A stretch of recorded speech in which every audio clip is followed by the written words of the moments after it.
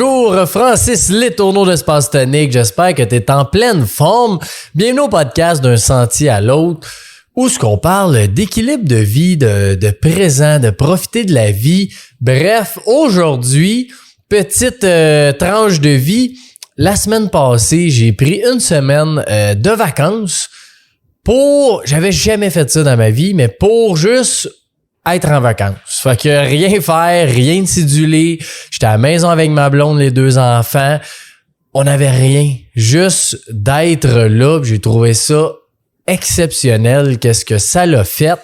Puis l'épisode va parler un petit peu à travers de cette anecdote-là, de vivre le présent, vivre le moment, ralentir aussi en tant que personne. Il y a plein de choses qui m'ont amené à penser à ça, mais il y avait un des objectifs que j'avais au début de l'année, parce que, bon, je fais pas les objectifs juste une fois par année, mais il y en a que je me mets sur 1 an, 2 ans, puis lui, il est sur 2 ans, qui était de vivre sereinement, plus calmement à tous les jours. Parce que des fois, je me sens un peu pressé, des fois, je sens que je prends pas nécessairement le temps de le faire pas comme il faut, mais juste d'être présent. Ça, je suis quand même capable de le faire. Tu sais, quand j'ai une rencontre, quand que je fais une activité, tu sais, je suis concentré sur le moment, sur la tâche ou l'activité ou peu importe, le rendez-vous. C'est plus entre. Quand c'est pas cédulé, entre plein d'activités ou de rendez-vous, que là, des fois, j'ai de la misère à juste être dans le moment, puis d'apprécier, de dire, bon, ben gars, là, faut que je fasse ça, ou soit que je suis dans mes courriels, soit que j'ai des appels à faire, soit qu'il faut que j'aille voir de quoi sur le site à Espace Tonique, soit qu'il faut que je fasse un suivi. Bref, là, on dirait que j'ai plein de choses que je veux faire, qu'il faut que je fasse. Puis, je me sentais pas calme dans cet esprit-là. Fait que je me suis dit, cette année, puis l'année prochaine, je vais travailler sur 2 ans, être justement plus profiter, plus relaxer. Puis c'est là que la semaine de vacances que je viens d'avoir est apparue aussi, parce que ma blonde, on a commencé avec le bébé à faire la DME, fait que c'est le bébé mange tout seul à 6 mois. On commence à introduire des aliments, il les prend par lui-même, il les mange. Puis elle m'avait dit, ça serait cool si tu pouvais être là. Au début, j'étais comme, ouais, ok, tu sais, je vais le faire, mais tu sais, j'étais pas trop sûr du pourquoi, mais là, en le faisant, j'ai réalisé ça, c'est que ça m'a permis de vivre une vraie semaine de vacances, que normalement, à Noël, on a des parties, on va chez des amis, on va voir du monde, on s'en va d'un chalet, même affaire l'été, on s'en va au zoo, on a loué un chalet, on va en vacances, on va pas au Mexique, peu importe, on est tout le temps occupé dans nos vacances à faire plein d'activités, puis là, à rien. Puis ça a été vraiment, vraiment fantastique de vivre ça, parce que cet objectif-là, à travers toute l'année, c'est quand même, il a bougé. Au début, c'était comme je disais, c'est plus sereinement, vivre calmement. Puis aujourd'hui, je me rends compte que c'est vraiment ça, c'est de vivre le présent, vivre ce moment-là à tous les moments, sans être stressé, fatigué, en train de courir ou tu sais vouloir aller bien vite. Ben là, je pense que cette année là, ça a quasiment pris l'année au complet juste pour le réaliser, parce que ça a l'air bien facile, mais depuis le début de l'année, je prends plein d'actions, je me fais coacher, j'ai fait des programmes. Dans Espace Tonique, je rencontre plein de gens super par rapport à ça. Dans le podcast, il y a plein de gens qui me font réaliser des choses. J'ai des membres qui me font réaliser des choses. Autant des membres retraités super occupés qui sont encore en train de courir, que des retraités qui sont super relax, super calmes, qu'un jeune qui travaille beaucoup, mais qui est capable de prendre tu sais, des moments de dire je m'en viens juste décompresser dans le bois, je m'en viens faire un feu pendant ma journée de travail, je relaxe, je prends une petite heure. Il y a plein d'éléments que je vois, que de vivre ce moment-là présent, ça m'a tellement aidé à évoluer tout ce concept-là à travers mon esprit de c'est pas nécessairement être calme et serein, mais vraiment de vivre le moment présent. Puis je veux pas dire tout le temps parce que c'est impossible de vivre ça tout le temps, mais au moins de le vivre. crime le plus souvent que je peux, le plus souvent possible. C'est normal. Dans la vie, il y a des pauses qu'on est super occupé. On a un projet qu'on veut mettre de l'avant, on a une activité qu'on veut performer. C'est normal. Ça fait partie de la vie aussi. Mais en faisant plein de petites actions, ben là, aujourd'hui, je crime. Là, déjà dans mon board, j'avais ce rêve-là, cet objectif-là, que j'ai décomposé en plein d'actions. Fait qu'il y avait de réduire mes semaines de travail pour travailler moins. Fait que là, je suis rendu à... Mettons, je faisais entre 40-50 heures. Ben là, je suis rendu capable de faire 35 puis 40... Des fois 45, tu sais, des heures travaillées, là. Pas parce que quand t'as un projet, tu penses à ça 24 heures sur 24, des idées, des flashs, mais je parle de vraiment être présent au travail. Fait que c'est plein d'éléments que j'ai mis en marche, une petite action à la fois. Puis souvent, ce que je vois, c'est qu'un des problèmes, c'est qu'on veut que ça se passe dans une semaine ou dans un mois. Dis là, dans un mois, je vais être comme ça, puis je vais être je vais avoir réussi. Mais la réalité, c'est que si tu essaies de tout faire, c'est impossible que tu sois capable. Puis si tu veux le faire trop vite, selon moi, ça marche pas. Parce que ton impact va être beaucoup plus dur à atteindre. L'objectif, mais je dis ton impact par rapport à de faire ça tous les jours, d'y penser, puis de le garder après ça, d'avoir la constance de dire je suis comme ça, je le garde. C'est facile de travailler 2 semaines, 30 heures, tu sais. Mais faire ça pendant 1 an, si tu veux réaliser ça pour le reste de ta vie, c'est quand même tout qu'un objectif à faire. Fait que ça te prend des petites actions. Il y a plein d'affaires que j'ai essayées qui ne marchent pas. Il doit y avoir 80% des affaires que j'essaye qui ne marchent pas. Mais le 20 qui fonctionne, par exemple, c'est ça qui m'amène à me faire progresser. Puis ce que je trouve fou dans ce moment-là, c'est que dans l'espace tonique, là, ce fameux moment-là, on l'a partout. Dans nos espaces, tu peux venir juste t'asseoir, relaxer, profiter. On a plein de mangeoires à oiseaux que tu peux observer la nature, tu peux observer les animaux, observer les oiseaux. Les coureurs des bois, ou moi, ou peu importe qui est là d'espace tonique, on est toujours présent pour parler. Des fois, il y a des gens qui veulent s'ouvrir à nous. Des fois, il y a juste quelqu'un qui a besoin de dire quelque chose, qui a besoin de parler. Des fois, c'est juste d'échanger sur un objectif ou un problème ou quoi que ce soit. Des fois, juste d'en parler, ça fait un énorme bien. Puis toute l'équipe ici le sait ils doivent prendre le temps pour les membres d'Espace Tonique. Fait que ça n'a une autre chose. On a le comité de membres aussi que je prends le temps d'écouter tous les membres du comité pour savoir qu'est-ce qu'ils veulent, qu'est-ce qu'ils recherchent, qu'est-ce qu'ils aiment pas, qu'est-ce qui est amélioré. C'est de prendre tous ces moments-là, toutes ces choses-là. Dans toutes nos activités qu'on fait, c'est la même chose. Tu sais, il y avait la musique pleine conscience, le potluck. Là, on a cardio-vitalité qui s'en vient, les sessions de méditation. Tout ça, c'est pour vivre le moment qu'on est, même dans l'événementiel. Vivre ce moment-là. Tu sais, là, dans nos parties de Noël, là, c'est la célébration des saisons qu'on fait.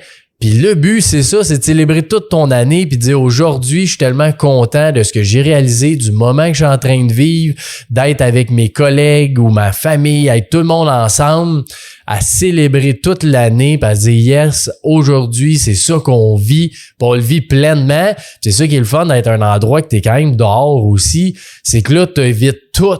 Ce qui est les cellulaires, le monde qui vont gosser un peu sur des applications, tout ça, parce que veux pas, t'es dehors. Là, en plus, l'hiver, c'est encore plus dur de texter ou d'être semi-présent parce que t'es sur ton téléphone, fait que tu l'as dans les poches puis tu le regardes pas vraiment. À travers le parcours, on fait vivre aussi ce moment de célébration-là, à travers la marche qui te fait prendre conscience que tu es ici, tu es présent, tu es dans la nature, d'observer autour de toi, de t'imprégner de cette forêt-là pour te dire je suis là, merci, tu sais, d'être présent en ce moment puis d'aller vivre cet événement-là. Fait que Bref, dans toutes les sphères, c'est quand même ça qu'on fait vivre dans Espace Tonique. Puis ce que je trouve capoté, c'est que moi, j'ai ce défi-là, puis c'est grâce à Espace Tonique que je réalise ces objectifs-là aussi, parce que, comme je disais, c'est quand je parle à du monde, quand je vois des gens, quand que dans les réservations, je vais voir quelqu'un au podcast, des sous-traitants, bref, c'est tout le monde que je rencontre qui font évoluer ma pensée à travers ça. Puis je réalise vraiment que c'est en étant ici que ça me permet ça. Ça me permet de réaliser, moi, mes objectifs puis mes rêves. C'est ça que je trouve incroyable parce que j'échange autant que avec toute l'équipe, avec mes partenaires, avec mes fournisseurs, mes sous-traitants. C'est tous des gens avec qui je suis capable d'être moi-même, d'être ouvert, puis de parler de, oui, des fois, on s'en va dans la spiritualité, des fois, on fait, au contraire, on déconne, on est dans le plaisir, des fois, on est dans la bienveillance de gars, je sais que t'es dans la merde, fait que je vais t'aider, mais toi, tu m'aideras tantôt. Tu sais, on est beaucoup là-dedans, dans l'espace tonique, fait que c'est ça qui fait qu'on est capable de créer ce mode-là de relax. Tu sais, il y a beaucoup de membres, on ne sait pas comment le décrire, mais qu'on se le fait dire souvent, quand t'arrives à l'accueil, tu stationnes ton auto, puis tu commences ta marche, là. Tu tombes d'une bulle du présent. T'es juste là. Tu laisses toutes tes affaires là, au stationnement, tes problèmes, ton stress, ta fatigue, que t'es pressé, là. Ça tombe, puis là, tu deviens dans le sanctuaire du moment présent. C'est incroyable le feeling que ça fait, puis je suis tellement fier de ce projet-là, puis moi, personnellement, c'est un de mes défis. Fait que c'est sûr que dans le projet, ça risque que quand t'es entrepreneur, tu vas quand même amener une solution à quelque chose, puis moi, c'est un de mes défis. Fait que je trouve ça super le fun de faire vivre ça à des membres, que moi-même aussi de le vivre à travers tout ça, même si oui, on a des pauses que, comme je dis, ça va plus vite puis tout ça, puis on est plus pressé, où il y a une journée où j'ai mal arrangé mon horaire, faut que je cours un peu par-ci par-là. Ça arrive, mais encore une fois, plus je suis conscient de tout ça, là, il y a beaucoup de choses, j'ai bougé dans mon horaire, parce que, tu sais, ça a l'air super niaiseux à dire comme ça, mais il y a un moment donné que j'ai modifié mon horaire pour dire, bon, OK, j'aimerais ça faire de 9 à 4h30. Fait que là, je me suis dit ça, je suis parti avec ça, je m'en fais de 9 à 4h30. 2, 3 semaines, 4 semaines plus tard, ça marche pas bien. J'ai tout le temps une fin de rendez-vous, un client qui veut me voir ou quoi que ce soit. Fait que là, ça marche pas vraiment. Puis là, j'ai dit, crime, ça n'a aucun sens. Je m'étais dit ça. Puis j'avais rien fait dans mon agenda. Fait que j'avais encore des rappels à 4h30, à 5h, des choses à faire à 8h le matin. Oui, mais là, j'ai tout bougé ça. J'ai compacté ça. Il a fallu que j'enlève des choses. Ça, j'ai pas eu le choix. Quand tu veux vivre le moment, tu peux pas dire oui à tout. Puis là, c'est un de mes défis en ce moment, c'est que je suis un passionné. Je suis quelqu'un qui adore les gens, qui adore les projets, qui adore l'action. Fait que c'est sûr que ça me tente tout le temps de dire oui, hey, oui, on fait ça, oui, je te vois, oui, on va aller souper, oui, on fait ci, oui, on commence ce projet-là, hey, oui, ça, c'est une bonne idée, on va faire ça. Ben là, je suis plus dans le contraire. C'est de dire plus non pour être capable que mon oui soit tellement puissant, puis dans mes priorités, quand que je dis oui, que ce soit ça que je passe en premier, puis que si ma plage horaire est pleine, ben là, non, je suis désolé, ça marche pas. Ça peut être peut-être plus tard ou juste un non, tout simplement, peut-être une prochaine fois. Ben, je trouve que c'est quelque chose de vraiment puissant, apprendre à dire non. Je travaille là-dessus avec justement mon idée de vivre au présent parce que j'ai pas le choix de dire non. Puis c'est encore quelque chose que pour moi, je dois être plus là-dedans, mais j'ai trop une facilité à dire oui, à booker mon horaire malade, puis là, à la fin de la journée, je dis hey, j'ai couru aujourd'hui finalement, tu sais, au lieu d'être tranquille puis vivre ce moment-là. Puis je veux juste revenir à la semaine de vacances, juste dire à quel point c'est puissant. ma petite, elle a 3 ans. Normalement, là, mettons, à peu près une crise par jour là, qui est pas contente de quelque chose parce que là, on faut s'en aller, ça y tente pas, faut arrêter de jouer, blablabla. À peu près, on va dire une par jour. Puis sur 10 jours, 9 jours, là, les 2 fins de semaine plus la semaine au complet, sur 9 jours, elle a fait une crise. Puis c'est pas parce que j'étais là plus, puis c'est pas parce que ma blonde qui était à la maison était là plus. C'est simplement parce que j'étais là. J'étais là et pas pressé. Je vivais le moment, me levais, je savais pas ce que j'allais faire. Fait que là, c'est pas de dire il y a plus de règlement, tu fais ce que tu veux. Pas ça pantoute que je dis. C'est juste que là, quand tu sais pas ce que tu fais, ben là, elle me dit on dessine-tu? Parfait, on dessine. Fait que là, commence mon dessin. Puis là, un moment donné, soit elle ou moi, je tanné. Moi, je vais aller faire, je sais pas, aller faire un feu. Tu veux faire un feu? Ah ouais, on va faire un feu. On s'en va faire un feu. On n'est pas dans la presse. Puis ce qui arrive, c'est que dans notre vie standard, souvent, le matin, ben là, on se lève, on déjeune. Après ça, faut, je sais pas faire quoi. Puis là, le lunch, se préparer, s'habiller. Hey, là, je commence à être en retard, t'es mieux de te dépêcher. Puis nanana. Puis là, plus tu montes dans ton stress, plus l'enfant réagit. Plus l'enfant réagit, plus tu montes dans ton stress. Plus tu montes dans ton stress, plus l'enfant réagit. Puis, ça fait une crise que tu peux éviter facilement en prenant le temps. Fait que c'est peut-être là, c'est ça que cette semaine, j'essaie, c'est de faire beaucoup moins de choses le matin puis d'être moins pressé parce que je fais moins de choses, tu sais. Fait que des fois, je veux toujours rentabiliser le temps, mais juste être là, puis peut-être qu'un matin, oui, on va dessiner, puis après ça, on va s'en aller, puis c'est tout. Tu sais, on fera rien d'autre le matin, mais je pense que c'est ça que ça prend, c'est de voir notre horaire. Qu'est-ce qu'on fait qu'on se sent pressé? Puis j'ai écouté un documentaire de Bianca Gervais, c'est-tu à Télé-Québec ou TVA ou ici pour tout.tv, je pense. Son documentaire, c'est justement sur le fait de ralentir. Ça s'appelle Crever. Parce que elle se dit qu'elle est crevée. Les gens qu'elle côtoie sont crevés, sont fatigués. Justement, ça va vite. La routine, les enfants, le travail.